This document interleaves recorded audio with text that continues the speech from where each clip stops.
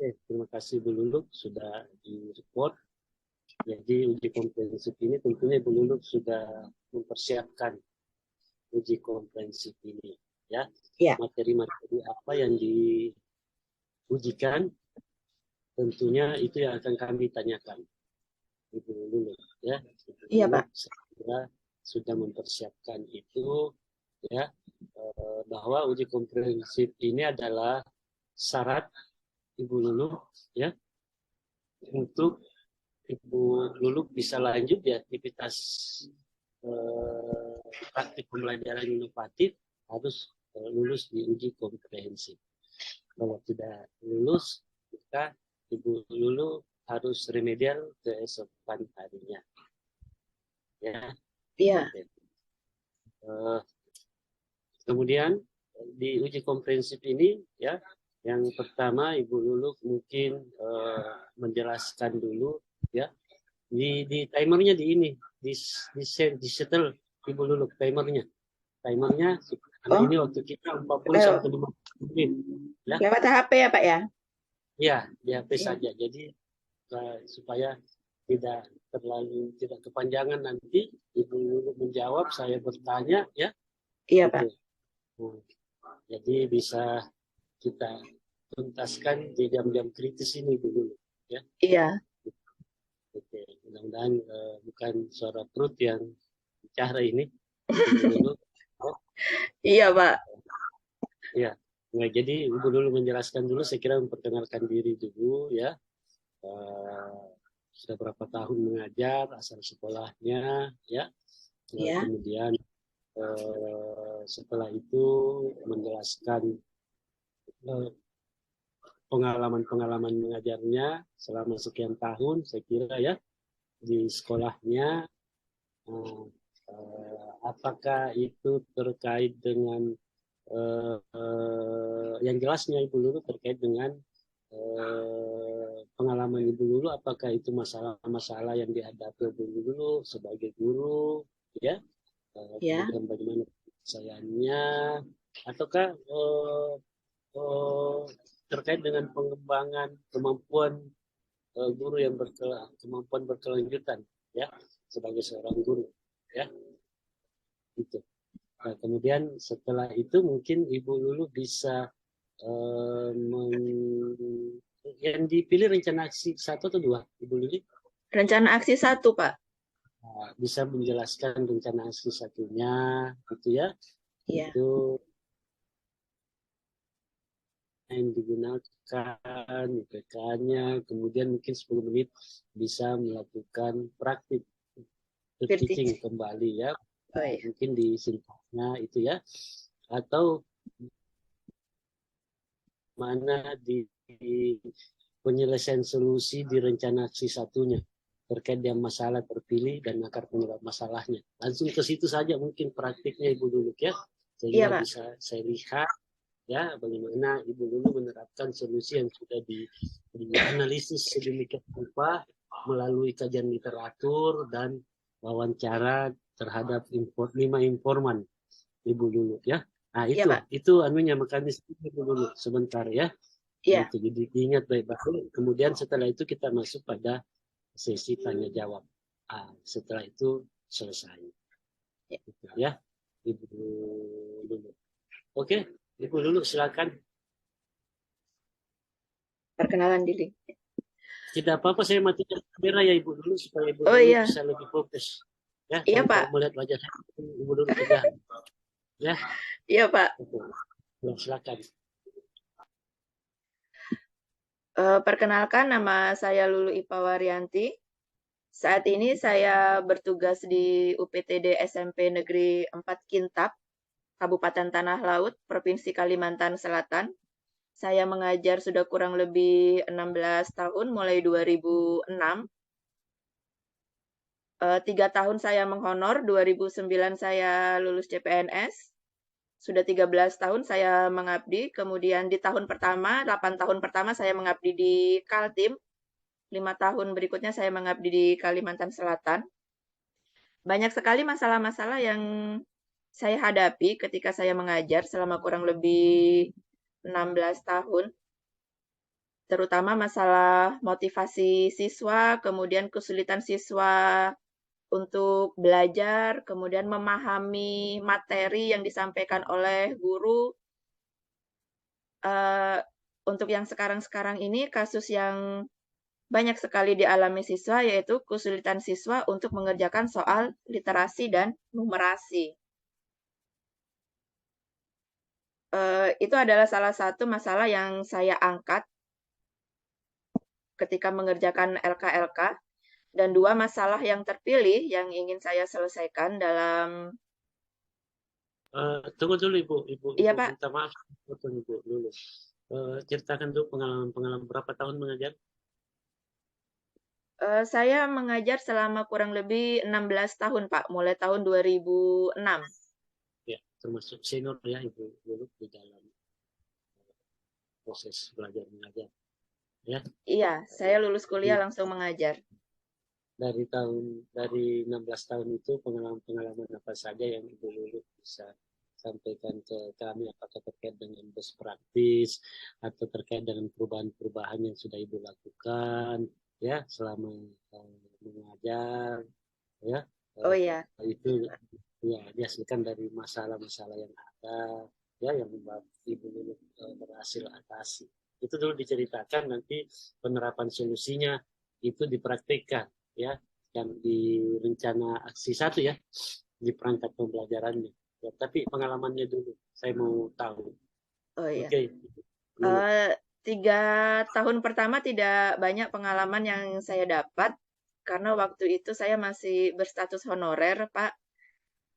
Eh, Tidak banyak ruang gerak untuk saya, tetapi ketika tahun 2009 saya lulus CPNS, saya mengajar di sekolah kecil. Di situ banyak pengalaman yang saya dapatkan dari sekolah kecil yang jumlah siswanya masih sedikit menjadi sekolah yang akhirnya jumlah siswanya menjadi bertambah dan banyak. Kenapa bertambah? Karena di situ ada kerjasama antara guru dengan kepala sekolah untuk meningkatkan kualitas belajar kami. Tidak hanya pada materi yang ingin kami ajarkan, tidak hanya pada pembelajaran di dalam kelas, tetapi pada ekstrakurikuler yang kami lakukan, terutama pada bidang pramuka dan olahraga.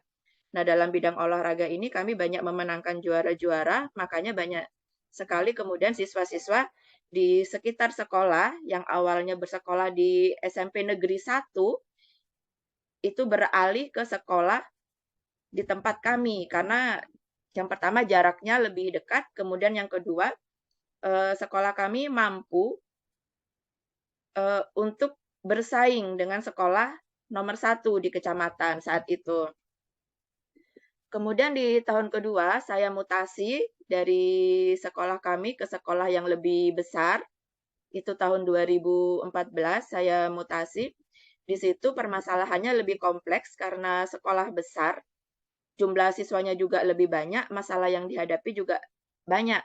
Terkait di situ motivasi siswa yang kurang, kemudian kesulitan siswa dalam belajar, kemudian kurangnya dukungan orang tua di dalam situ.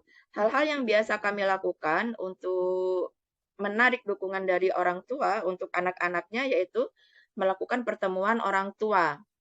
Kadang kami melakukan pertemuan paguyuban di antara orang tua dengan wali kelas, kemudian melakukan rapat komite. Di situ kami membahas mengenai prestasi dari siswa, dan banyak yang dilakukan untuk kesulitan pemahaman anak. Nah, sekolah itu sekolah tempat saya dulu mengajar di mulai tahun 2014 sampai 2017 itu menerapkan adanya sekolah tambahan di sore hari.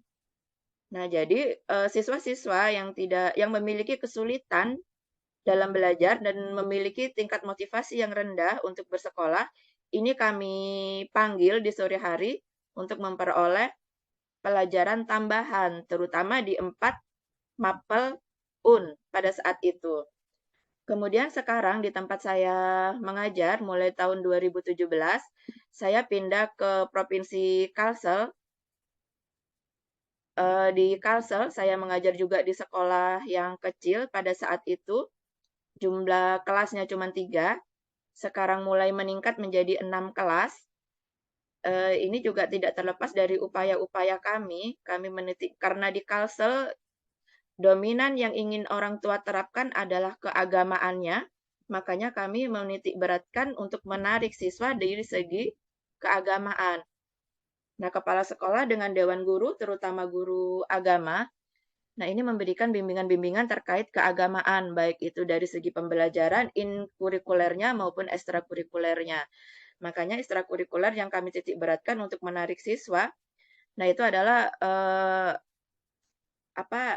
tepukan rebana hasbih dengan ajan.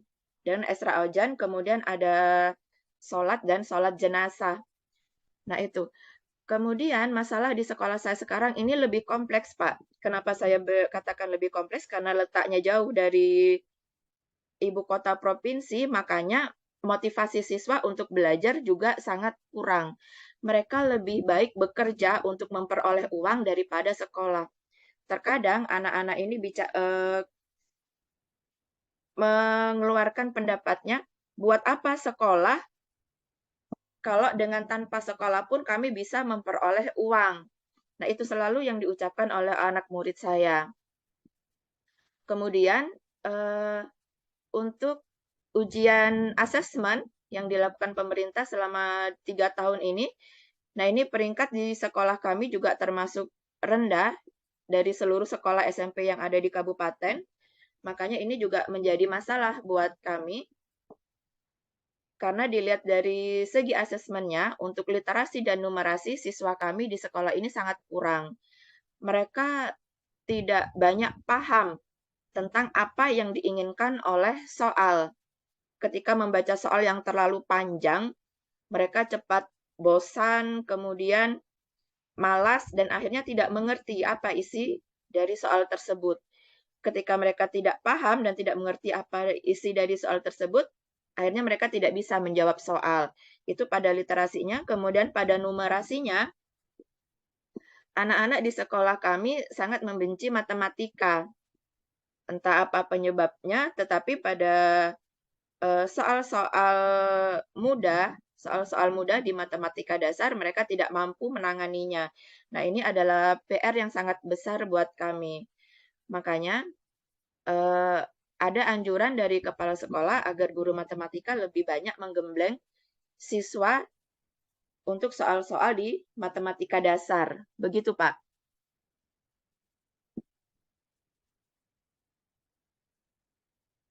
Ya, baik. Ibu Luluk tadi sudah menceritakan pengalamannya itu, Ibu Luluk ya. Iya. Dan saya kira Ibu Luluk bisa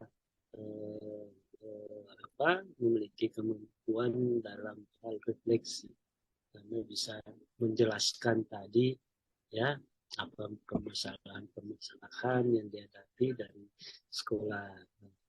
sekolahnya Ibu Luluk mengajar itu ya.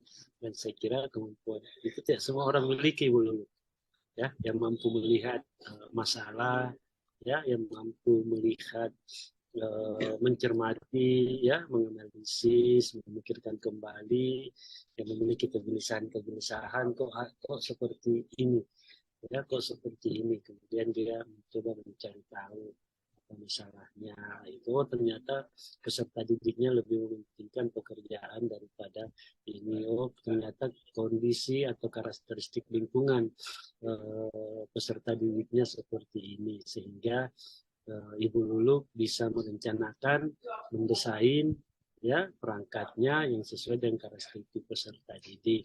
Tadi Ibu Lulu mengatakan kurang motivasi, gitu ya. Iya, Pak. Sehingga mungkin Ibu Lulu sudah dari pengamatannya, pencermatannya terkait dengan masalah-masalah dari pelaksanaan pembelajaran, ya, sehingga muncul masalah motivasi, sehingga muncul penyebabnya karena kondisi lingkungan dari peserta didik itu ya, sudah mendesain sekali lagi perangkatnya, juga di dalam pelaksanaan pembelajarannya.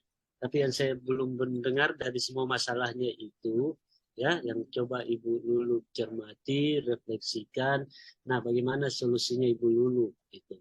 Ya, ini kita belum masuk pada rencana aksi ya, dan baru di Iya, pengalamannya Ibu Lulu yang kemarin itu. Ya, iya Pak. saya hanya ingin tahu bahwa apakah Ibu Lulu ini guru yang sebagai guru memang panggilan jiwa itu, atau guru yang memusuhi. Makanya saya mencoba menggali pengalaman Ibu Lulu. Silakan Ibu Lulu. Permasalahan yang saya angkat itu kemarin ada dua di penentuan. Bukan, belum masuk ke rencana aksi. Oh iya ya. Pengalamannya menyelesaikan masalah yang Ibu Lulu sampaikan tadi itu, ya. Oh Itu. iya. Eh, untuk masalah motivasi siswa yang mereka lebih memikirkan bekerja daripada sekolah yang saya sampaikan tadi, eh, saya biasanya memanggil orang tua siswa, Pak.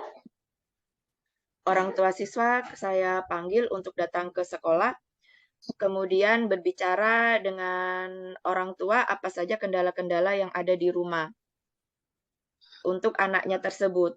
Kenapa kok dia bisa memiliki pikiran bahwa bekerja itu lebih baik. Nah, terkadang orang tua ini curhat. Nah, dia bilang, anak ini Bu, kalau dikasih tahu ngeyel. Ada juga kadang orang tua yang curhat, anaknya tidak bisa dikasih tahu, anak tidak bisa dibilangi. Ada juga, karena kami tidak mampu Bu, anak ini juga membantu saya untuk bekerja di rumah. Seperti itu. Kadang juga saya memanggil pribadi anak itu sendiri, Pak.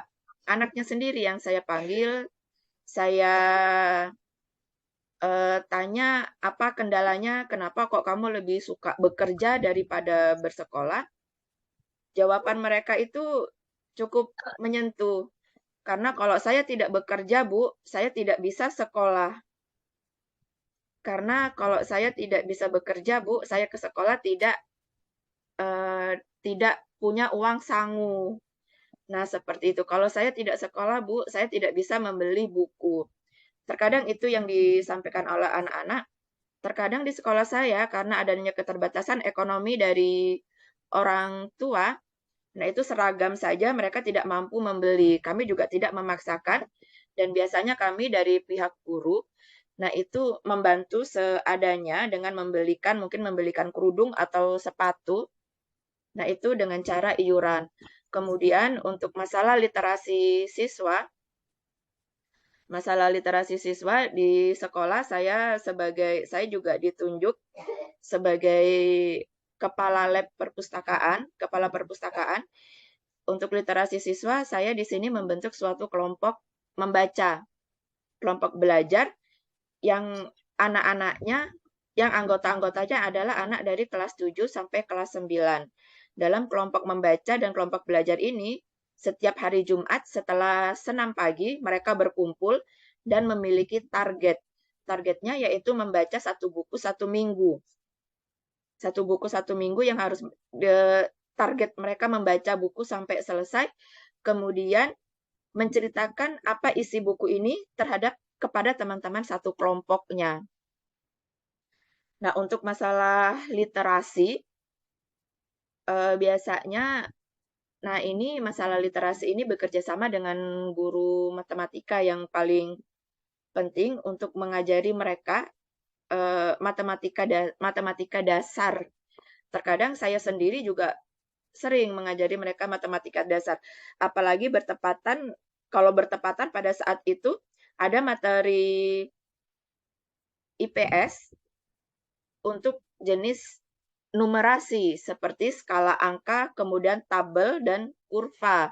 Nah, ini otomatis kami guru IPS juga melakukan pengajaran masalah matematika dasar kepada siswa.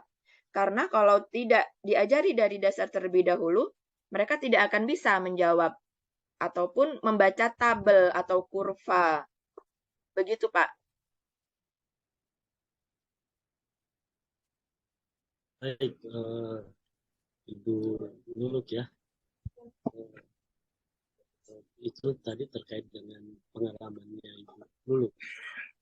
Eh, Jadi sebenarnya di PPG ini Ibu Luluk tinggal mengembangkan sebenarnya kemampuan-kemampuan berkelanjutan yang dimiliki oleh Ibu Luluk sebagai guru ya. Gitu.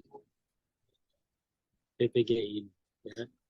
Sudah 16 tahun mengajar Ibu Luluk ya, dengan pengalaman saya kira ya bisa memberikan penguatan terkait dengan kemampuan Ibu Luluk sebagai seorang guru.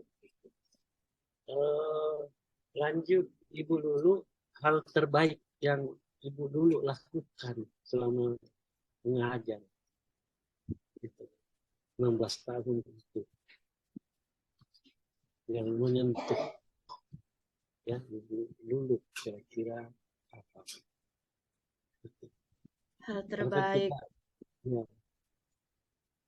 apakah semuanya terbaik misalnya ya itu karena menurut saya hemat saya ya kalau Ibu dulu buka di penilaian uji kinerja Iya, di Pak. indikator guru memesona itu ada 10 kurang lebih 10 indikator atau lebih ya indikator yang menilai guru memesona Iya, itu. hal terbaik. Uh, Ya, ya guru sebagai panggilan jiwa itu di situ ada ikhlas membantu, ikhlas menolong peserta didik, siswa, kemudian sigap, ceria, bugar, berpenampilan menarik, busana serasi, kemudian tulus, siswa, menampilkan betul-betul bahwa guru itu dari hati memang guru.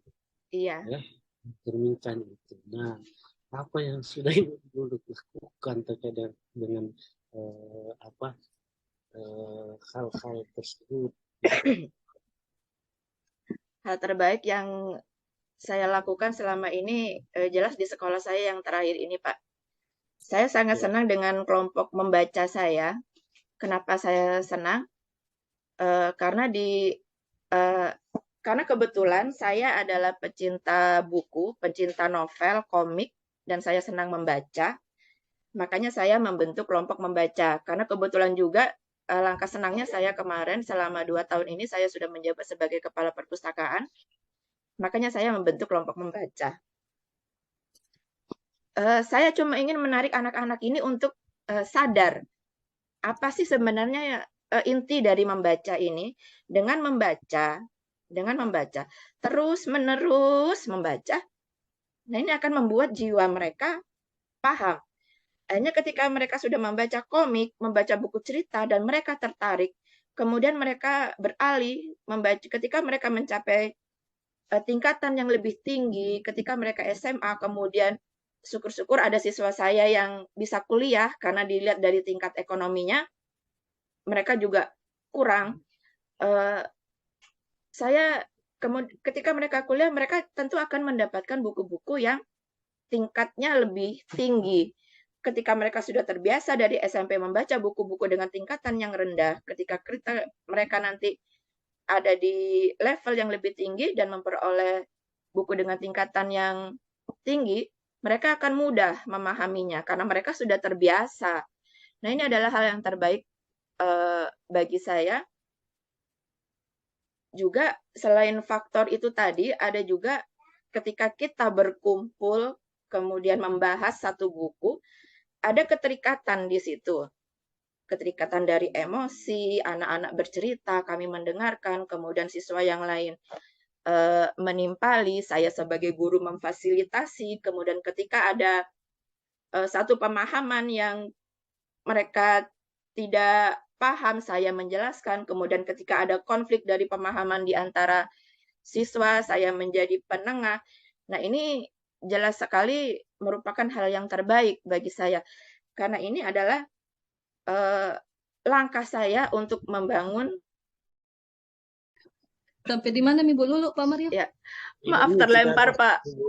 sudah lagi membicarakan apa yang sudah dilakukan Ibu Lulu. Baru juga ini karena saya jeda 3 menit tadi.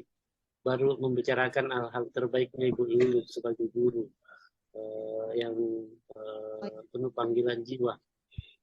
Itu ya, bisa dilanjutkan Ibu Lulu. Kita mau mendengar juga ya, Iya, Pak. apa saja yang Ibu Lulu sudah lakukan untuk peserta didiknya. Tadi sudah banyak sebenarnya Ibu Syarifah. Ya, silakan dilanjutkan. Oh iya, sedikit lagi sebenarnya Pak. Karena kedekatan saya dalam kelompok membaca ini, makanya di situ terbangunlah kedekatan antara guru dengan siswa, Pak. Jadi mereka tidak lagi melihat saya sebagai guru, tetapi juga sebagai teman. Kadang mereka juga curhat mengenai pacar, banyak yang mereka curhatkan, kemudian kadang ada yang meminta izin, bolehkah Bu saya berpacaran ketika SMP? Kadang ada yang bertanya seperti itu. Banyak sekali yang saya dapatkan. Begitu Pak. Ya, ya saya kira saya juga tertarik ya bagaimana Ibu Lulu menyelesaikan masalahnya, masalah yang ada di sekolah dari pengalamannya Ibu Lulu. Ya, saya kira bukan kemampuan Ibu Lulu ya, refleksi, kemampuan saya kira penyelesaian masalah dan yang paling penting saya kira panggilan jiwanya Ibu Lulu sebagai seorang guru ya, Ibu Lulu. Nah ini kalau dilihat ya nanti di penilaian uji kinerja itu Ibu Lulu ya ada sekitar 18 kurang lebih indikator yang berbicara mengenai guru sebagai panggilan jiwa, guru yang memesona ya. Nah, yang diantaranya itu di situ apalagi ikhlas memberikan bantuan kepada siswa ya. Guru menampilkan ekspresi yang antusias, guru berpenampilan ramah, guru suka menolong kepada siswa, guru berempati kepada siswa, dan saya kira apa yang Ibu Lulu jelaskan tadi, saya tidak ragu, Ibu Lulu sebagai guru memang panggilan jiwanya dari hati memang, ya. Apakah betul apa yang saya sampaikan Ibu Lulu? Awalnya tidak sih Pak. Ya. Awalnya saya suka mata pelajaran saya dari SD, saya sudah suka sejarah. Kemudian meningkat di SMA saya menyukai pelajaran sosiologi dengan geografi, makanya ketika saya kuliah saya mengambil jurusan sejarah di FKIP. Dari situ saya mulai tertarik untuk menjadi guru. Dari pelajaran yang saya sukai terlebih dahulu.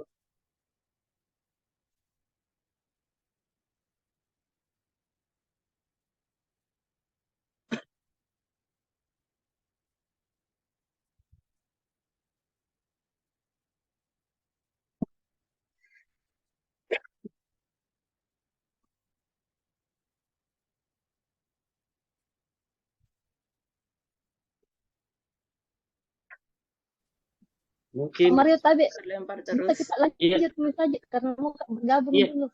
Oh iya, Kak Liz di sini bergabung lagi. Oh iya.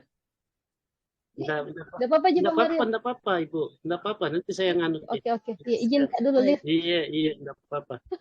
Siap. Kita yang handle, enggak apa-apa Bu Lulu. Oh iya, Iya, Pak. Makasih banyak Pak Mario. Iya, oke. Iya. Baik Ibu Lulu ya. Jadi sekarang bagaimana Ibu Lulu setelah ini, apakah guru sebagai panggilan jiwa atau masih belum ini? Ya, setelah dari menyukai mata pelajarannya, kemudian di kuliah juga saya tetap mengambil sejarah. Setelah 16 tahun saya makin mencintai profesi ini, Pak. Ternyata bercengkrama dengan anak-anak itu menyenangkan. Ya, baik, Ibu Lulu. Kemudian kita berpindah ke pertanyaan berikutnya ya. Kenapa tadi saya tanyakan itu dulu bahwa itu tadi ya, seorang guru harus memiliki kemampuan mengembangkan ya kemampuan yang berkelanjutan sebagai guru itu. Salah satunya adalah melalui penelitian, refleksi, pencarian informasi baru dan pengetahuan serta inovasi. Itu yang mengapa dituntut seorang guru harus memiliki kemampuan-kemampuan tersebut gitu. Dan Ibu Lulu tadi sudah memberikan gambaran sebenarnya itu sudah memiliki hal itu ya, tinggal mungkin dikembangkan lagi ya kemampuannya, karena sebagai seorang guru saya juga sebagai dosen itu tidak bisa berhenti belajar, harus terus belajar. Kenapa? Karena perubahan hidup juga tidak stagnan ya, tidak tetap selalu terjadi perubahan dalam proses kehidupan ini, termasuk pada pengetahuan ya, termasuk juga pada hal berbeda-beda sehingga membutuhkan inovasi dan kreativitas ya kita sebagai seorang guru di dalam mengatasi hal-hal tersebut gitu. Nah, itulah makanya dikatakan guru harus memiliki kemampuan mengembangkan pengembangan kemampuan yang berkelanjutan sebagai seorang guru ya. Nah, Ibu Lulu sudah menggambarkan itu tadi. Kemudian di rencana aksi 1 ya Ibu Lulu tadi Iya, yang Pak. diupload di Indonesia. Saya mau lihat itu sekali lagi ya. Di dalam penerapan solusinya ya di perangkatnya itu bagaimana penyelesaian masalah tersebut ya diintegrasikan di dalam pelaksanaan pembelajaran dan di perangkat pembelajaran. Silakan. Sudah kelihatan bahwa solusinya teratasi ini dengan apa yang sudah dilalui di aktivitas melalui kajian literatur dan wawancara dengan informan itu, kemudian lahirlah analisis solusi yang relevan, kemudian dianalisis ya solusi yang relevan tersebut kemudian diintegrasikan ke dalam perangkat pembelajaran dan pelaksanaan pembelajarannya. Langsung saya di situ pada sisi itu penerapannya ya. Langsung pada Ibu ya. Masalah yang kemarin saya angkat itu adalah siswa kesulitan menyelesaikan soal literasi numerasi yang pada aksi rencana 1. Kemudian akar masalahnya saya ambil di pemahaman soal literasi dan numerasi siswa. Nah, siswa tidak paham akan soal literasi dan numerasi, makanya siswa tidak bisa menjawab soal tersebut pada asesmen. Kemudian untuk menyelesaikan masalahnya dari kajian literatur dan wawancara pada kepala sekolah, guru, rekan sejawat, pakar, dan pengawas. Nah, mereka memberikan solusi di sana, ada solusi-solusinya terkait mengenai model pembelajaran yang dipakai dengan metode pembelajarannya, serta media yang dipakai untuk pembelajaran inovatif. Nah, makanya penentuan penyelesaian masalah yang saya ambil itu adalah model pembelajaran problem-based learning. Nah, awalnya ketika menentukan materi saya inginnya materi yang saya dapat karena ini terkait dengan masalah literasi dan numerasi itu pada permintaan dan penawaran. Tetapi ternyata materinya itu ditentukan kemarin oleh admin, saya mendapat materi tentang pasar. Jelas di situ tidak ada numerasinya. Jadi untuk menyelesaikan masalah saya masukkan materi pasar ini dengan harga keseimbangan pasar berdasarkan tabel dan kurva. Nah, untuk menyelesaikan masalah literasinya, Pak. Kalau masalah untuk menyelesaikan masalah numerasinya, maaf. Kalau literasinya jelas, kalau pada materi pasar banyak sekali literasi-literasi yang terkait dengan pasar ini tersendiri karena materi IPS itu kan cakupannya sangat luas. Jadi saya menekankan penyelesaian masalahnya pada model pembelajaran. Saya mengambil model pembelajaran PBL. Kemudian metode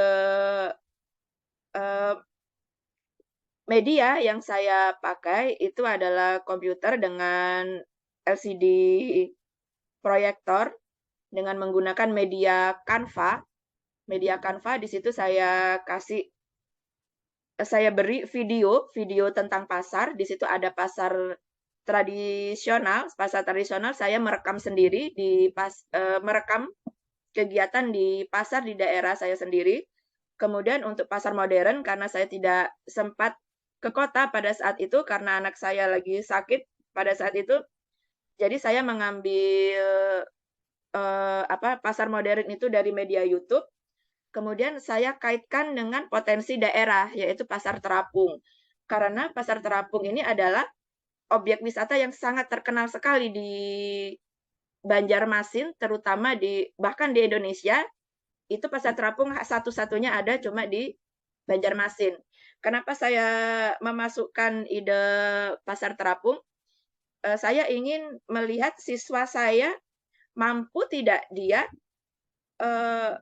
menggabungkan antara pasar terapung ini dengan pasar tradisional yang ada di daerahnya. Apakah nanti mereka menyebut pasar terapung ini karena apakah pasar terapung ini bisa dikatakan pasar tradisional atau malah ke pasar modern. Terus saya juga ingin siswa saya mencari literatur tentang pasar terapung ini. Begitu, Pak.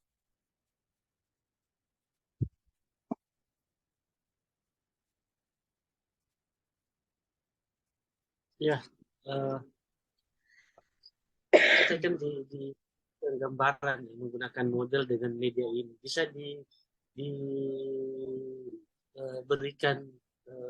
bagaimana Ibu menerapkan itu model dengan media itu. Silahkan. Share screen ya, Pak ya? Ya, mungkin sekitar 10 menit ya. Izin share, Pak. Ya, silakan.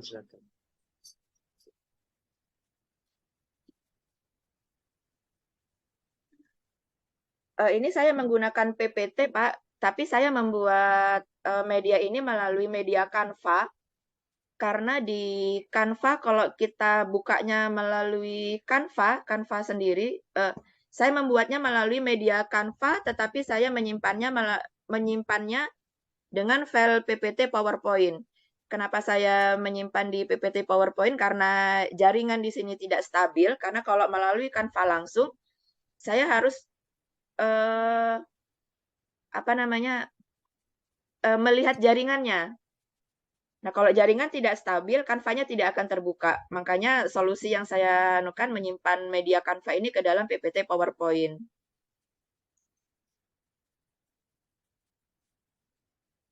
Ini peer teaching atau gimana, Pak? Atau menjelaskan saja? Betul. Oh, peer teaching. Supaya bisa kelihatan bagaimana modelnya ya. Tapi khusus di dalam penyelesaian masalah literasi dan numerasi itu ya. Itu. Kemudian bagaimana penggunaan medianya. Karena kan solusinya model ya. Iya. Dengan berbantu media. Dengan berbantuan media. Ya. Iya, Pak. Iya, itu yang saya mau lihat itu. Ya, cuplikan itu saja, cuplikannya itu saja. Sehingga bisa kelihatan bahwa memang literasi dan numerasinya itu akan terlihat.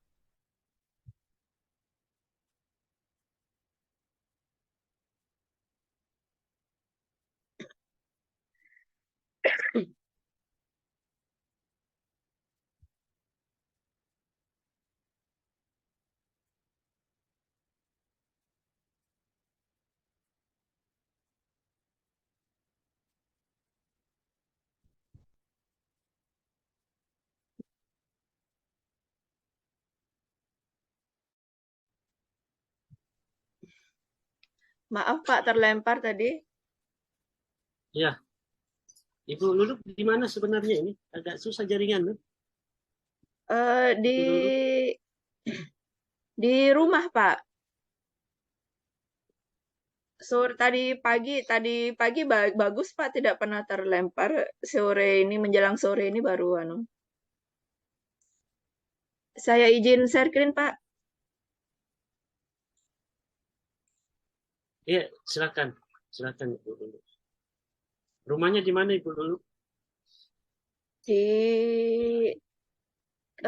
Kabupaten Tanah Laut Pak. Masih sekitar 5 jam dari Banjarmasin.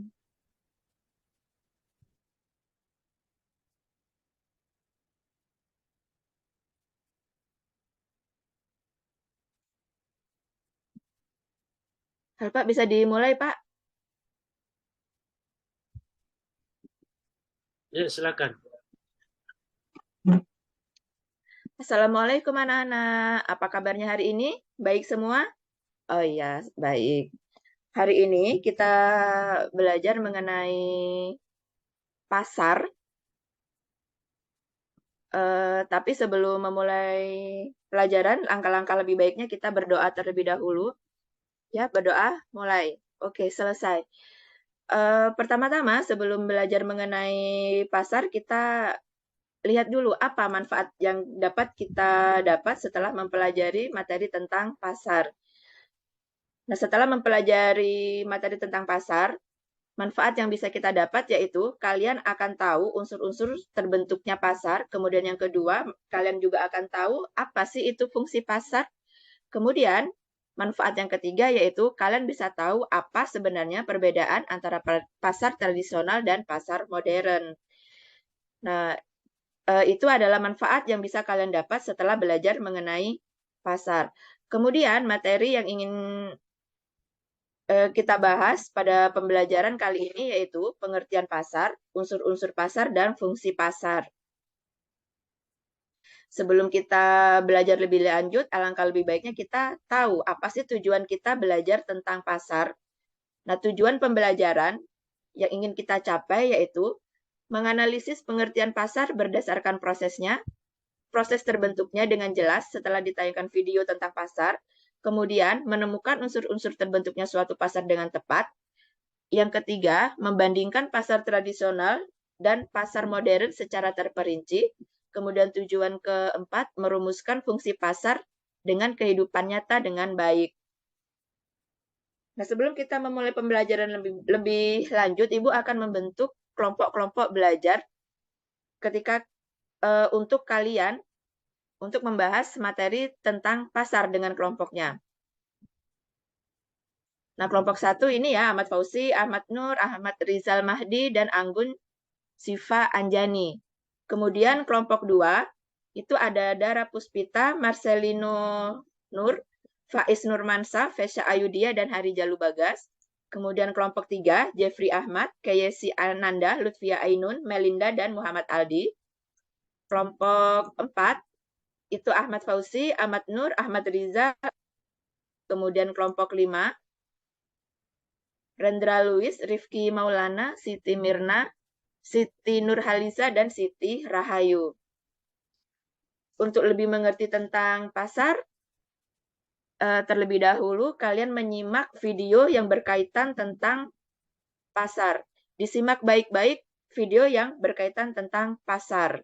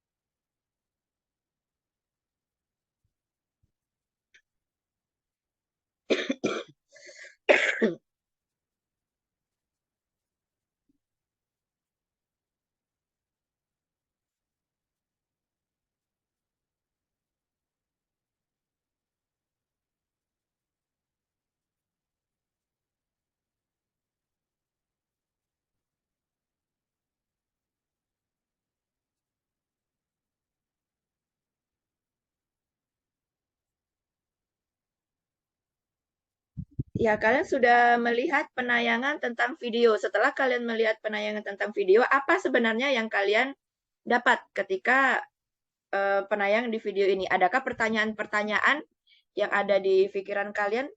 Apa itu pasar tradisional, apa itu pasar modern, dan apa itu pasar terapung? Adakah bayangan di benak kalian seperti apa sih kondisi sebenarnya tentang pasar terapung?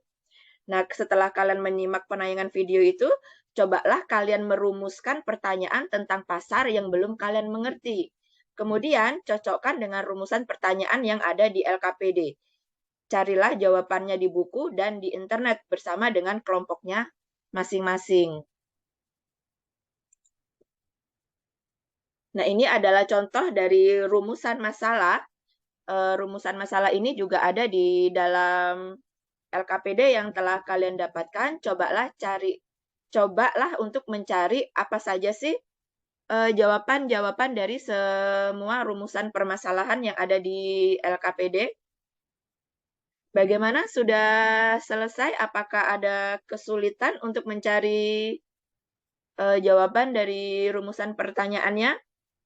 Ada yang sudah selesai? Oke, setelah selesai, kelompok 1 terlebih dahulu untuk mempresentasikan hasil dari penyelesaian masalahnya. Oke, setelah diselesaikan masalah, setelah semua kelompok maju, adakah pertanyaan-pertanyaan yang ingin disampaikan atau tanggapan-tanggapan lain yang ingin disampaikan kepada kelompok-kelompok yang telah maju tadi? Ya, setelah proses diskusi ini kita lakukan, marilah kita membuat kesimpulan sebenarnya, kesimpulan dari pembelajaran kita kali ini. Apa sih sebenarnya yang dimaksud dengan pasar? Iya, benar. Pasar ini adalah tempat bertemunya penjual dan pembeli. Di sana, penjual dan pembeli melakukan proses transaksi jual-beli. Ada permintaan dan penawaran di sana. Para penjual dan pembeli melakukan tawar-menawar sehingga terbentuklah harga. Kemudian setelah pengertian pasar, yang kedua yaitu unsur dari pasar. Kelompok 2, coba simpulkan apa itu unsur dari pasar. Iya, benar. Yang disampaikan kelompok 2. Unsur-unsur terbentuknya pasar. Yang pertama, pasti ada barang yang diperjualbelikan. Barang ini mau ada barangnya ataupun berupa produk atau sampel. Kemudian ada penjual dan pembeli yang bertemu secara langsung. Kemudian yang ketiga ada kesepakatan antara penjual dan pembeli. Nah, kesepakatan antara penjual dan pembeli ini karena adanya tawar-menawar. Ketika sudah terjadi tawar-menawar, kemudian ada kesepakatan harga. Nah, ini adalah harga untuk suatu barang. Kemudian yang keempat adanya media komunikasi antara penjual dan pembeli. Lalu kelompok 3, adakah yang bisa menjelaskan apa itu fungsi pasar? Iya benar, fungsi pasar itu ada 3. Yang pertama yaitu fungsi distribusi, yang kedua fungsi pembentuk harga, yang ketiga adalah fungsi promosi. Fungsi distribusi itu tahu kan apa itu fungsi distribusi? Iya, fungsi distribusi itu yaitu beredarnya barang-barang dari pasar menuju ke tempat lain. Kemudian kalau fungsi pembentuk harga, iya, benar. Pembentuk harga ini terjadi karena ada tawar-menawar, sehingga terbentuklah suatu harga untuk barang tersebut. Kalau fungsi promosi, betul sekali. Nah, di pasar ini biasanya kita bisa melihat para pedagang ini menawarkan barang dagangannya, sehingga bentuk promosi ini berjalan.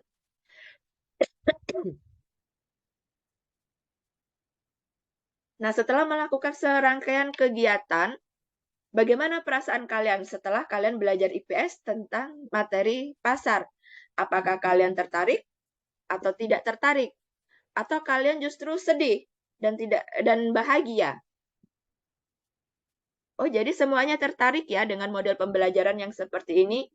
Oke, kalau kalian merasa tertarik dengan model pembelajaran seperti ini, untuk seterusnya Ibu akan berusaha untuk menerapkan model pembelajaran dengan gaya seperti ini, dengan menyampaikannya melalui media.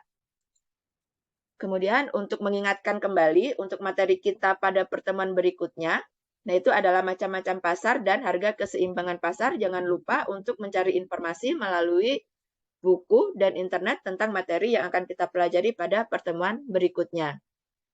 Sekian dan terima kasih. Siapa yang sebelum mengakhiri pembelajaran, alangkah lebih baiknya kita berdoa terlebih dahulu.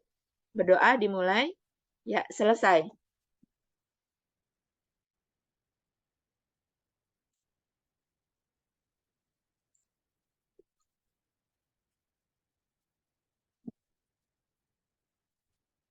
Ibu Ya, Pak? dulu ya sudah.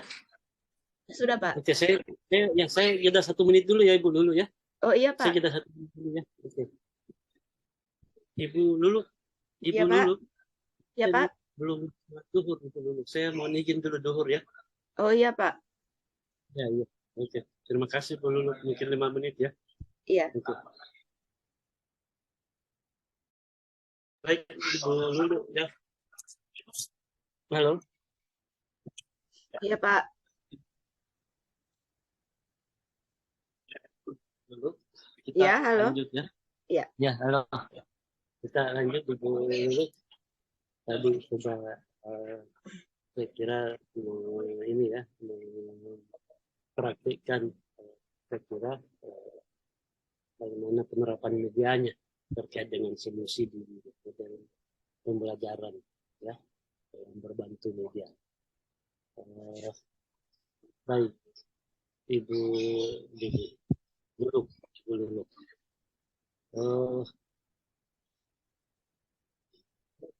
Mengapa Ibu yakin bahwa model PBNI ini bisa selain dari ini ya, selain dari sudah ada kajian literatur, kemudian ada wawancara ya, Iya.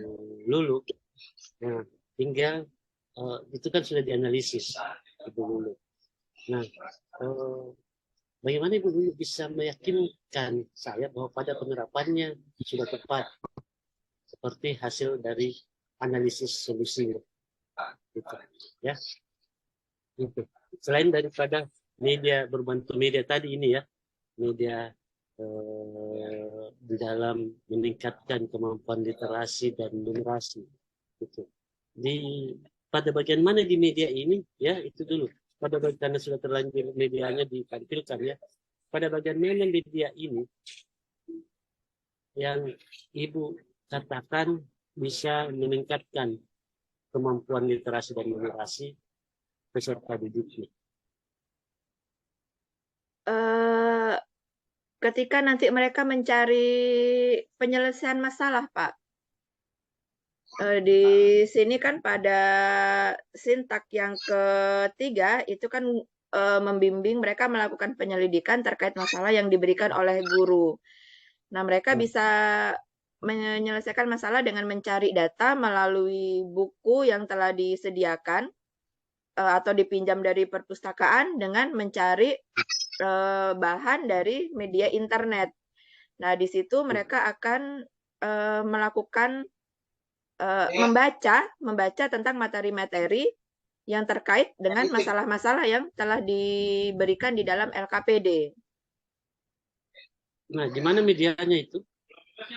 Di mana sentuhan medianya sehingga bisa meningkatkan? Kan Ibu bilang di masalahnya, ya masalahnya yang nanti dia akan cari di sumber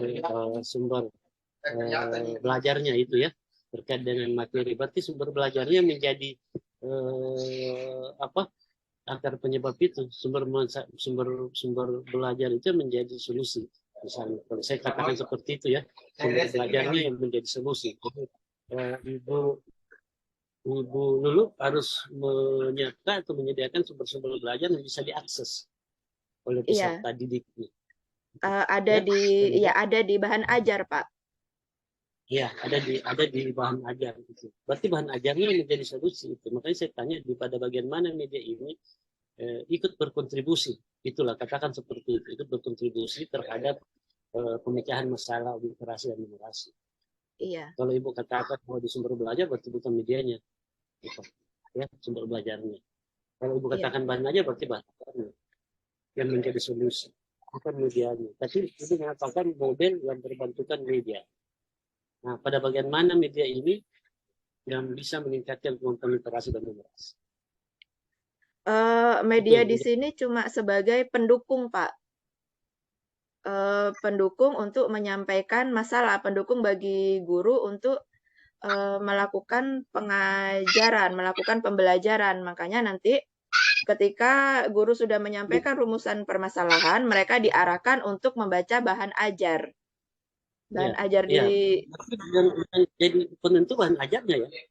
Kalau bahan ajarnya tidak menarik, sumber belajarnya juga tidak maksimal, berarti itu. Karena di situ nanti ininya itu. Bukan di medianya. Kalau media sebagai pendukung, yang mendukung apanya? Supaya kita sama-sama paham, saya kira yang mendukung dalam hal apa ini medianya. Gitu. Ya. Gitu. PPT-nya itu sendiri, Pak, berarti yang menarik Ya, siswa. Untuk menarik siswa, ya. penampilan PPT-nya. Ketika mereka sudah tertarik dengan penampilan PPT-nya, kemudian cara guru menyampaikan materi dalam melalui medianya, siswa akan lebih tertarik untuk untuk mencari bahan-bahan ajar itu, bahan-bahan ajar yang telah disampaikan oleh guru.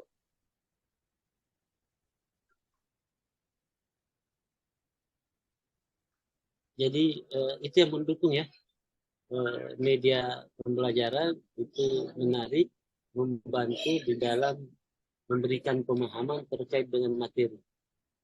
Iya. Itu ya, itu di situ penguatannya ya. Sehingga kalau medianya menarik, tertarik peserta didiknya terhadap materi, maka dia akan mencari lebih jauh terkait dengan sumber-sumber yang berbicara mengenai materi tersebut. Iya, Pak. Apalagi kalau ketiga sudah dihadapkan pada kasus-kasus yang menarik buat peserta didik. Artinya kasus-kasus yang relevan dengan kehidupan sekitar peserta didik, saya kira. Sehingga lebih tertarik mereka. Oh, ternyata materi ini bisa dikaitkan dengan kehidupan sekitarnya. Iya, dengan Terkait dengan lingkungan. kasus-kasus di kehidupan sehari-harinya. Ternyata bisa dikaitkan dengan materi ini. Nah, itu membuat mereka lebih menarik untuk mencari sumber-sumber referensi lainnya di internet atau di mana. Iya. Itu ya. Iya, Pak. Nah, itu yang menjadi, saya kira seperti bahasanya Ibu dulu, yang mendukung peningkatan minat, saya kira, atau kemampuan literasi dan numerasi. Karena kemampuan literasi dan numerasi sebentar kita bicarakan itu ya di pertanyaan selanjutnya. Itu. Tapi saya kira itu ya, bahwa ini membantu menyampaikan informasi terkait dengan, membantu memberikan pemahaman terkait dengan materi media ini, Ibu Lulu. Iya, Pak. Ya.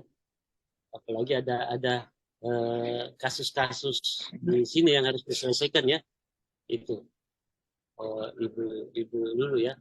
Iya, Pak. Nah, tentunya bahwa masing-masing kelompok didahului dengan kasus, saya kira ya. Iya. Apakah itu dalam narasi atau dalam bentuk video, itu Ibu Lulu ya. Masing-masing kelompok itu menyelesaikan masalah yang berbeda ya. Masalah yang sama, Pak. Masalah yang sama. Iya, masing-masing kelompok menentukan masalah yang sama. Di sini saya ingin melihat mereka saling berkomentar dengan presensi dari teman-temannya sehingga tercapai suatu kesepakatan yang sama. Biasanya kan di antara siswa ini kalau kita kasih pertanyaan, apa sih yang kamu tahu tentang pasar? Jawaban mereka kan biasanya lain, berlainan satu sama lain. Nah, ini yang ingin saya lihat. Oke, ya. Tapi ya bisa juga seperti itu, tapi paling tidak bahwa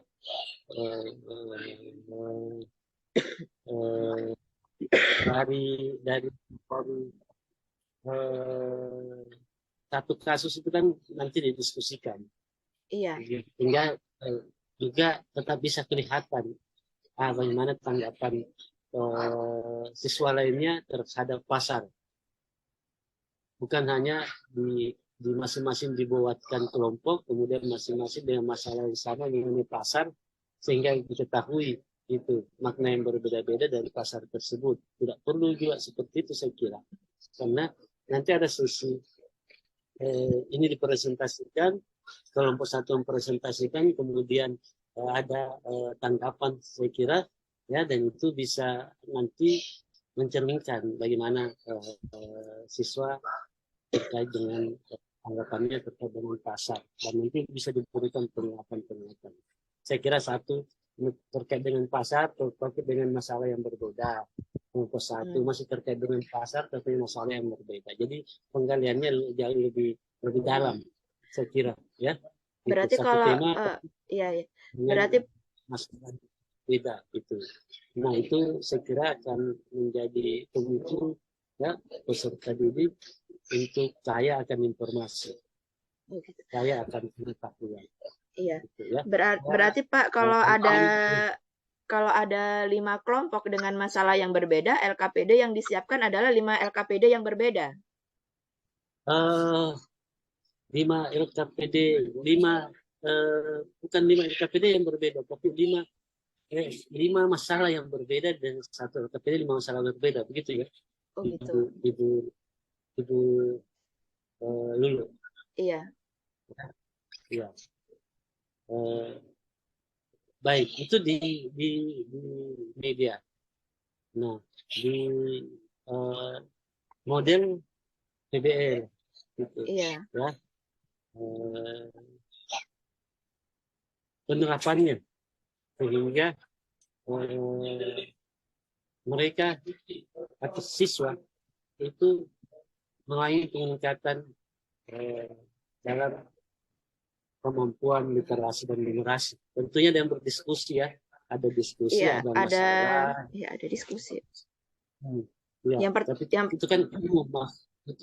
Maksud saya bahwa kalau PBL itu digunakan oleh semua guru, maka semuanya semua masalah literasi dan numerasi itu terpecahkan. Begitu ya? Itu.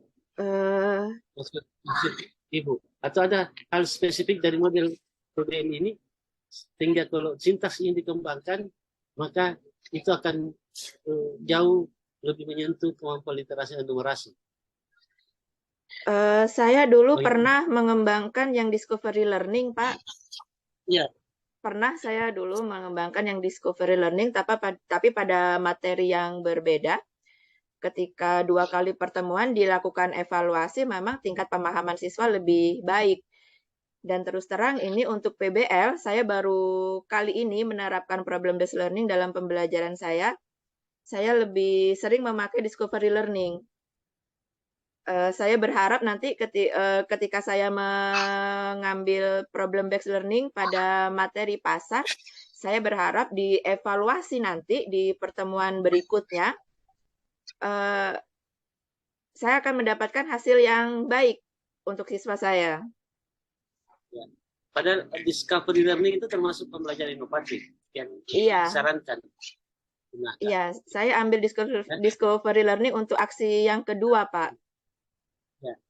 Nah, maksud saya supaya kita tidak salah kaprah, saya aja dan Ibu Lulu, bahwa satu obat bisa menyelesaikan semua penyakit, satu model bisa menyelesaikan semua penyakit, ya, motivasi, minat, hasil belajar ini, gunakan model ini, gitu, ya.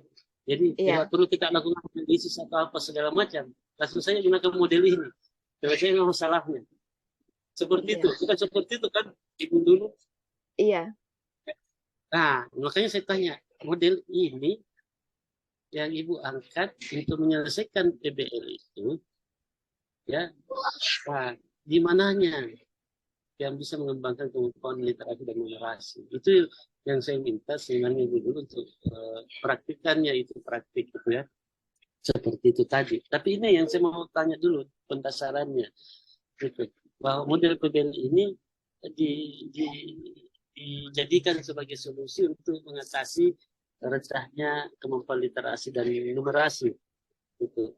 Karena kalau ini disarankan secara umum harus digunakan oleh semua guru, maka tidak ada itu tidak terselesaikan untuk kemampuan literasi dan numerasi.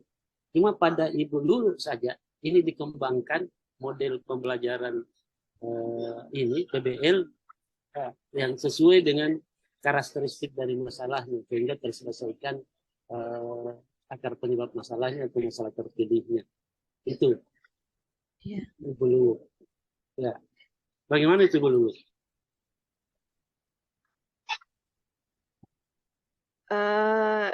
Iya Pak, karena di model di PBL ini sendiri kan ketika anak-anak disajikan suatu masalah, mereka disuruh mencari sendiri informasinya, disuruh melakukan penyelidikan sendiri untuk menyelesaikan masalahnya.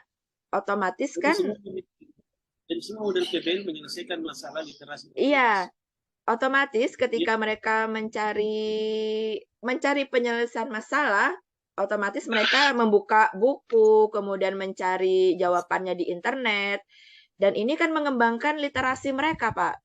Mereka jadi banyak membaca di sini. Ya, itulah jadi semua masalah yang sudah diidentifikasi oleh temannya Ibu Lulu.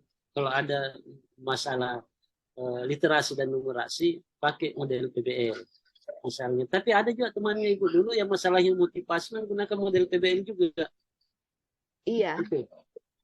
Ya, jadi semua masalah mengenai motivasi pakai juga model PBL. Ada juga temannya Ibu Lulu yang masalahnya hasil belajar menggunakan model PBL juga. Itu. Jadi semua masalah hasil belajar, masalah motivasi dan masalah literasi pakai PBL. Apa seperti itu? Misalnya. Atau ada sentuhan-sentuhan yang berbeda dari model PBL. Ya, tunggu dulu. Ya, oke. Sehingga model PBL itu ya kalau digunakan dengan caranya Ibu dulu itu bisa menyelesaikan masalah literasi dan numerasi. Kalau model PBL itu digunakan dengan caranya Ibu Yayu, maka masalah motivasi itu terselesaikan. Kalau model PBL itu digunakan dengan caranya Pak Doni, maka masalah hasil belajarnya terselesaikan. Itu. Jadi tergantung dari bagaimana cara pendekatan model PBL itu diterapkan pada peserta didik sesuai dengan karakteristik dari masalahnya. Itu. Seperti itu ya? Atau tidak begitu? Iya, Pak. Umum saja. Gunakan model PBL, selesai masalah ini. Gunakan model PBL, selesai masalah ini. Nah.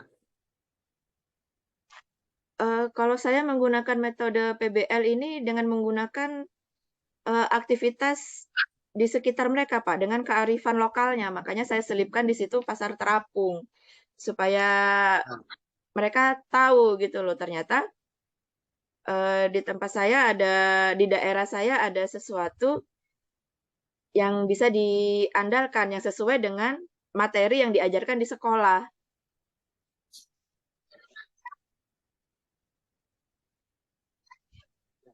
Apalagi, Ibu? Apalagi selain itu ya? Apalagi selain itu? Ya, selain itu juga memperlihatkan kegiatan-kegiatan yang ada di pasar itu sendiri, Pak. Dengan menanyakan ke anak-anak, pernah nggak kalian datang ke pasar, kemudian apa yang kalian lakukan di pasar ketika kalian membeli di pasar tradisional, kemudian mendengar harganya, apa yang ada di pikiran kalian, apakah kalian merasa itu mahal, kalau kalian merasa itu mahal, kalian menawar, terus apa bedanya ketika kalian membelinya di pasar modern dengan harga yang sudah tercantum di situ. Ketika kalian melihat itu mahal sekali, apakah kalian juga menawar atau justru langsung membelinya?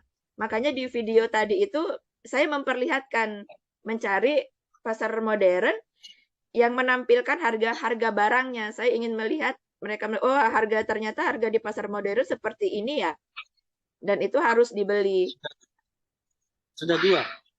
Apa lagi?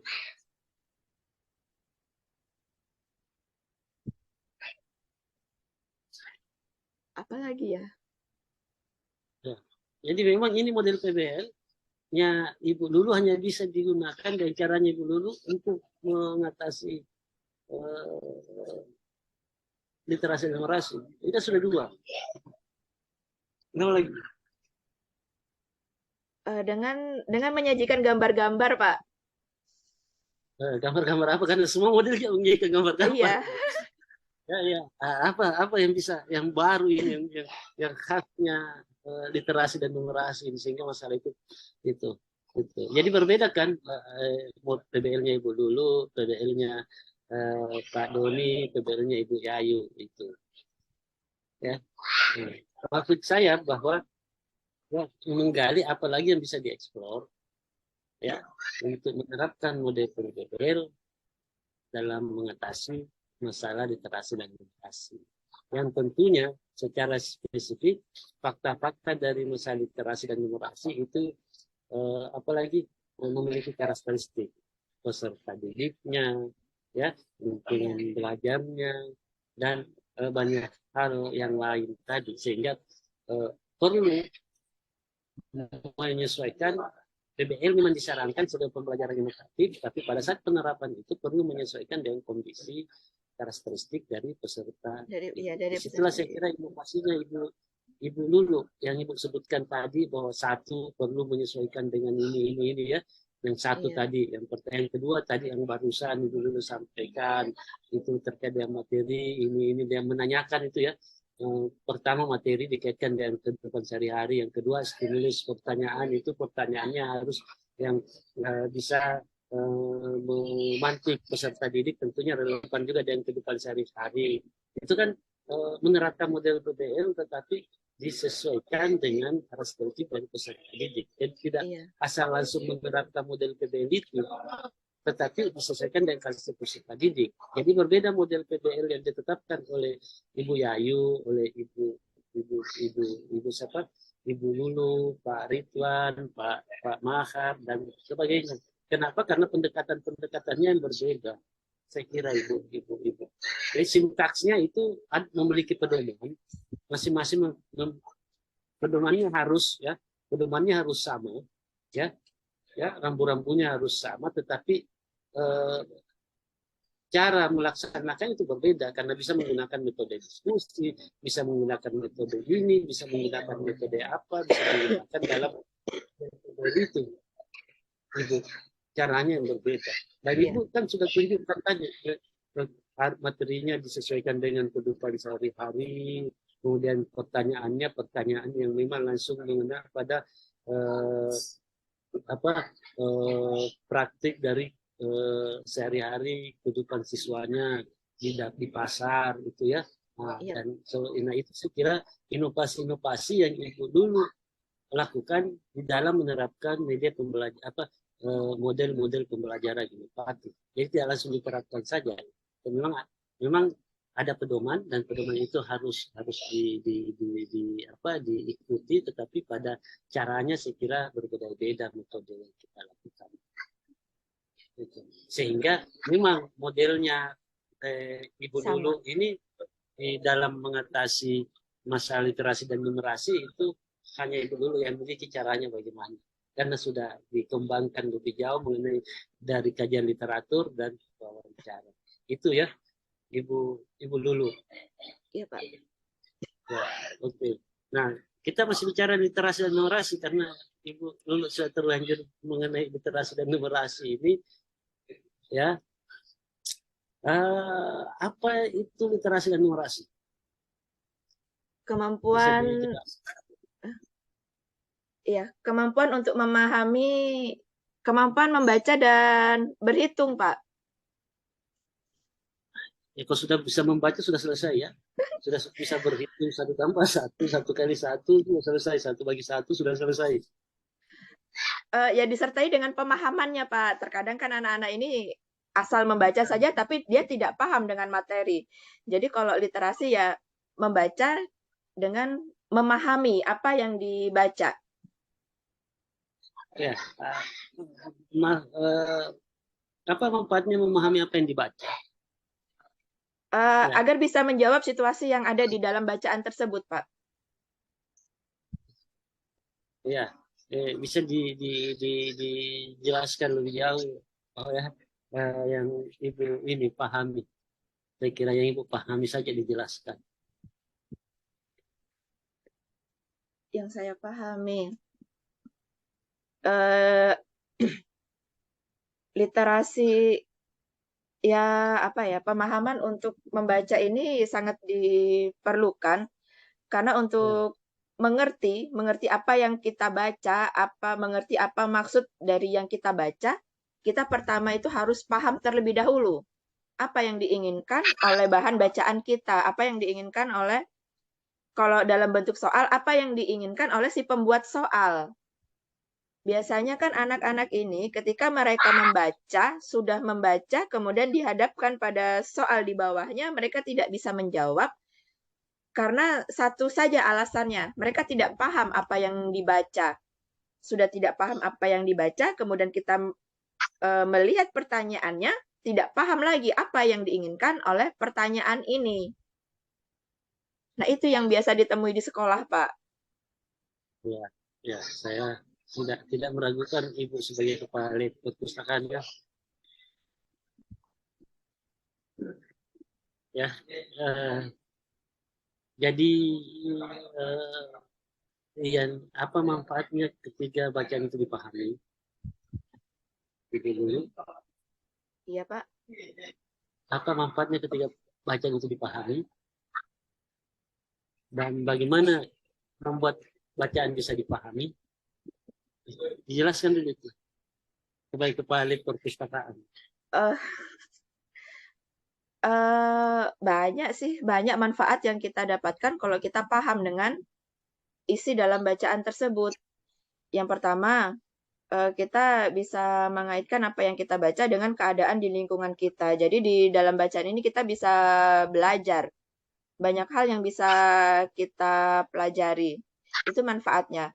Kemudian yang kedua, ketika kita sudah mengerti pada satu buku yang kita baca, ketika kita beralih kepada tingkatan buku yang lebih tinggi, materinya, ini akan membuat kita lebih mudah untuk memahami isi dari buku yang tingkatannya lebih tinggi tersebut, Pak. Bagaimana caranya supaya bisa dipahami, membuat bisa dipahami? Ya pertama kita melihat inti pokok dari permasalahannya. Inti pokok dari permasalahan setiap bacaan itu kan terletak pada paragraf utamanya. Ketika kita sudah melihat paragraf utamanya, terkadang kan kalau saya sih terkadang membaca buku pada satu paragraf itu bisa berulang-ulang karena saya harus mengerti terlebih dahulu untuk beralih ke paragraf berikutnya karena terus terang kalau cuma membaca sekali saya tidak akan paham. Jadi yang pertama saya pahami itu adalah inti pada paragraf pada kalimat pertamanya dulu. Ketika kita sudah paham di kalimat pertamanya, baru kita membaca penjelasan di bawahnya.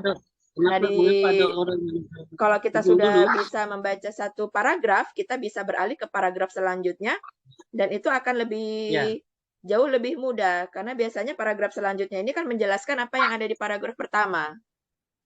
Itu prosedural, itu bentuk pengetahuan prosedural.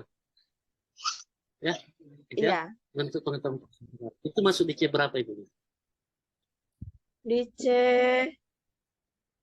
menganalisis C4, Pak. C3 ke C4. Kan sudah masuk di analisis, Pak, kalau di paragraf keduanya. C3 C4 ya. C3 ke C4. Ya, prosedural. Iya. Itu C3. Bentuk pengetahuannya prosedural. Ya. Iya. Ya. C3 menerapkan. Itu dulu C3 Nah, bentuk pengetahuannya tadi yang Ibu sampaikan. Prosedural itu. Yang baca paragraf 1, kemudian baca di inti kalimat. Pahami dulu. C2. Iya, C2 dulu, Pak. Menerapkan itu ya. Itu menerapkan ya. Iya. Itu menerapkan.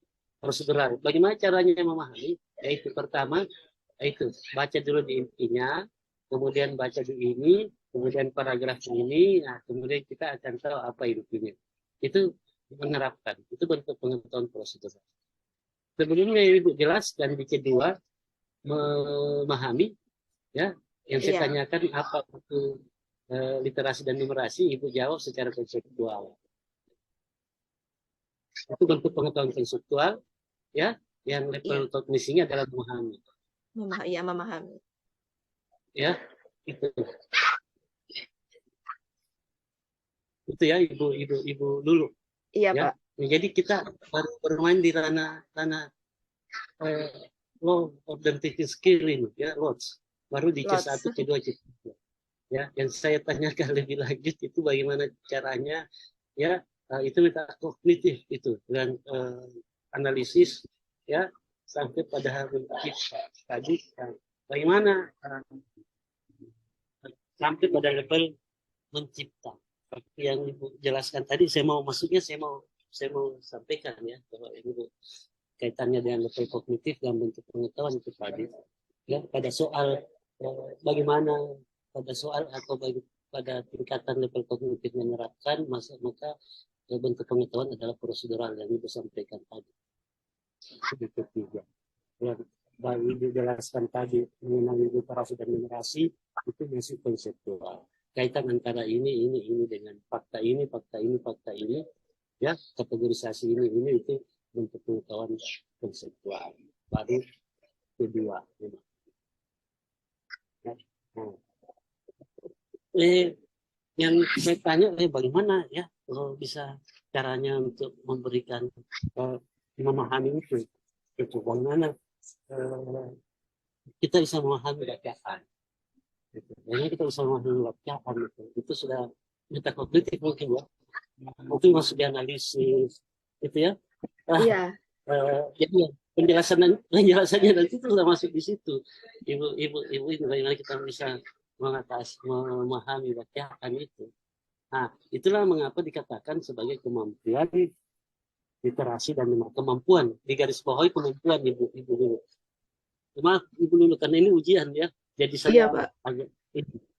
Mohon maaf kalau ada kalimat saya yang tidak berkenan di ibu dulu. Ya. Anda, Pak. Ya, karena ini, banyak belajar ini, Pak. Ya. Karena ini garis bawahi kemampuan ibu dulu. Kemampuan berarti yang mau diberikan ke peserta dia adalah kemampuan, bukan sekedar membaca dan menulis. Dan betul yang ibu ini, makanya saya gali tadi, betul yang ibu ini sampaikan tadi, memahami bagaimana peserta didik bisa memahami bacaannya. Kalau bisa memahami bacaannya kan tidak tersesat nanti oleh hoax bisa, ya, oleh informasi-informasi yang sebenarnya tidak benar mungkin. Iya benar itu atau Pak. Bisa ya, kalau bisa memahami informasi bacaannya, bisa mengaitkan satu informasi dengan informasi lainnya, mengaitkan satu informasi dengan informasi lainnya, sehingga apa? Dari kaitan informasi itu bisa lahir bentuk pengetahuan baru yang bisa menyelesaikan masalah-masalah dari peserta didik. Itu kan kemampuan literasi, kemampuan seperti itu yang diinginkan ada pada seorang peserta didik, sehingga bisa memilah-milah informasi. Kemampuan memilah informasi, kemampuan menentukan informasi yang mana yang tepat untuk penyelesaian masalahnya, ya, dan kemampuan mengolah informasi menjadi satu bentuk kreativitas atau inovasi baru dalam kehidupan sehari-harinya dalam mengatasi masalah. Itu kemampuan ibu dulu. Ya, seperti yang Ibu sampaikan tadi, yang memahami itu sudah betul. Kemampuan itu yang harus dan itu keterampilan Ibu. Saya kira ya, itu bisa didapat dengan perilaku atau perlakuan yang kita berikan kepada peserta didik. Perlakuan itu kelihatan di mana? Di tujuan pembelajaran. Ada aksi, ada behavior, ada condition. Ya, aksi ada audience, condition, behavior, degree. Itu kan perlakuan yang diturunkan daripada IPK-nya. Untuk mengukur, untuk mencapai IPK maka butuh perlakuan. dengan kondisi model PBL-nya harus begini, tujuan metodenya harus begini, BDA-nya harus begini, itu kan perlakuan kondisi, ya kondisi, sehingga tercapai itu IPK-nya misalnya, itu ya, itu Iya, Pak. perubahan perilaku yang diharapkan dari IPK itu, Ibu Lulu, ya, perubahan Kenapa? perilaku. Iya. Itu. Nah, itulah mengapa saya kira kemampuan literasi dan numerasi diperlukan Ibu Lulu di dalam proses belajar mengajar, gitu, ya. Iya, Pak. Kemampuan peserta didik menggunakan potensi yang dimiliki, ya, itu. Kemudian apalagi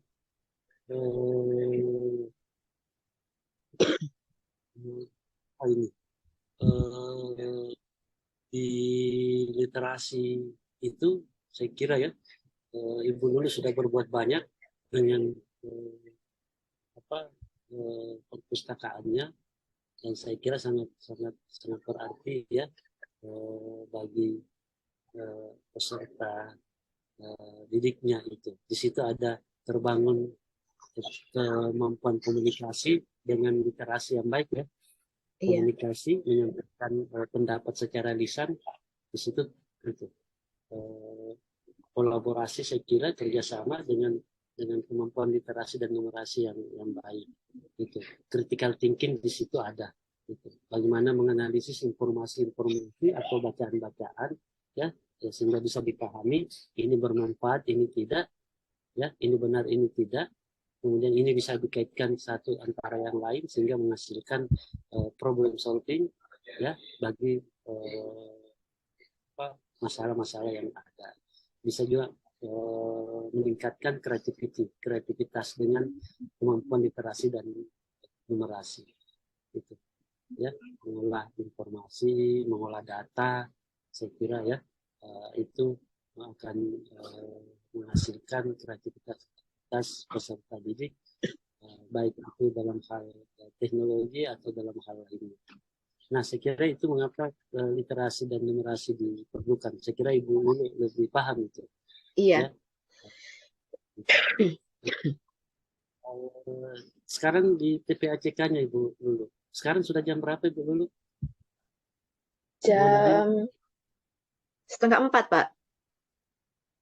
Maksud saya sudah berapa menit lewat? Sudah 1:16, Pak. Sudah lewat sekali ya, Ibu Lulu. Nah, Iya. saya kira ya Ibu Lulu terima kasih banyak sudah menjawab ya pertanyaan-pertanyaan dari saya ya. Iya, Pak. Dan saya kira saya harus memohon maaf ini pada Ibu Lulu kalau ada pertanyaan atau kalimat-kalimat saya, perkataan saya, sikap saya yang tidak berkenan di hati Ibu Lulu. Ya. Tidak, Pak. Saya maaf karena ini adalah ujian, jadi saya harus bertanya Ibu Lulu. Iya. Kalau Ibu Lulu yang bertanya kemudian saya menjawab, berarti bukan ujian. Ya. Iya, Pak. Karena ini Ibu Lulu yang ikut ujian, saya yang menguji, jadi saya yang harus bertanya. Kalau sebaliknya berarti bukan ujian, saya kira. Ya, kalau kita hanya berbincang-bincang berarti itu diskusi bukan ujian. Nah, justru itu saya mohon maaf kalau ada kalimat atau kata yang tidak berkenan dan saya harus bertanya karena ini ujian. Seperti itu. Dan mudah-mudahan Ibu Lulu, saya yakin Ibu Lulu bisa memiliki kemampuan dari 16 tahun mengajar, ya, banyak tadi menceritakan pengalamannya, jauh melebihi pengalaman saya kira, jauh melebihi apa yang sudah saya lakukan. Tinggal mungkin Ibu Lulu menyadari saja ya, kemampuannya dan tinggal bisa dikembangkan. Gitu. Iya. Guru yang saya kira top, guru yang sudah memenuhi persyaratan untuk menjadi guru profesional. Gitu, ya. Amin. Tinggal rezekinya Ibu Lulu. Ya. Iya, Pak. Terima kasih, Pak Mario. Banyak belajar ini dari Bapak. Ya, saya juga banyak belajar dari Ibu. Ya, Iya, Pak. ya. Oke, bisa di stop apa? Top, ya, top share, Pak ya. Ya, ya, ya. Oke, itu dulu. Terima kasih banyak. Bisa dimatikan rekamannya.